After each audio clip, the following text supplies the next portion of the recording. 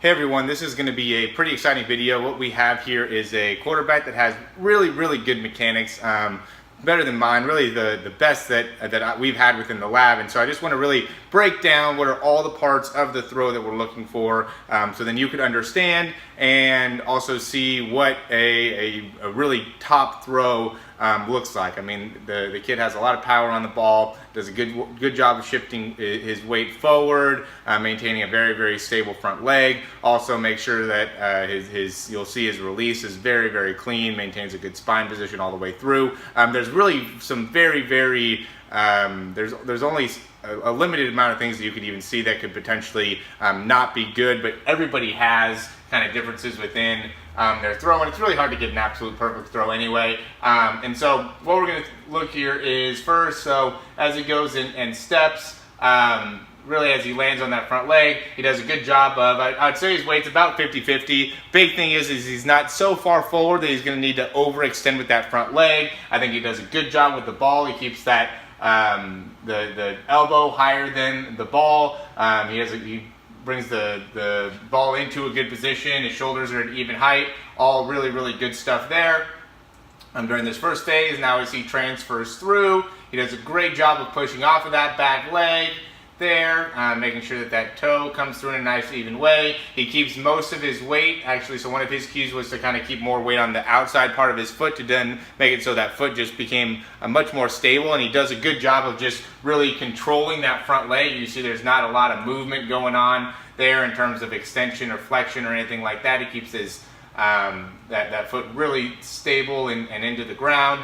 He ends up with a slight forward lean in the spine instead of right straight up. But that's, again, that's a small formality. Overall, his body's in a good position. His hips are all the way through. If we look at him from the top, he does a good job of getting everything through within the spine, next a little bit forward. But again, everything is in a good solid line overall. Gets good hip rotation going through. Gets that pinky all the way, or facing up as he's finishing off. I'm going to go from the front here so then we can see more of how he looks from that angle. Okay, good job with the ball and with the elbow here. Elbow comes first to lead the way. I think his release is really one of the best parts of his throw. Elbow comes through nicely. You can get the nose of the ball facing forward. He has everything nice and straight all the way through the entire throw. I mean, again, excellent throw. His spine never really doesn't lean over too far to the side. Hips get through. I mean, that's about as good as it gets. You know, that's what you want to look for in your actual throw, is the ability to keep those hips moving, the ability to keep that front leg nice and stable, to be very quick in your arm release. With that, definitely very quick. He doesn't spend barely any time wasted during the throw, so it's elbow straight up and then it's coming right back through the throw. He pushes off that back leg well. I mean, maintains a good position with the spine throughout.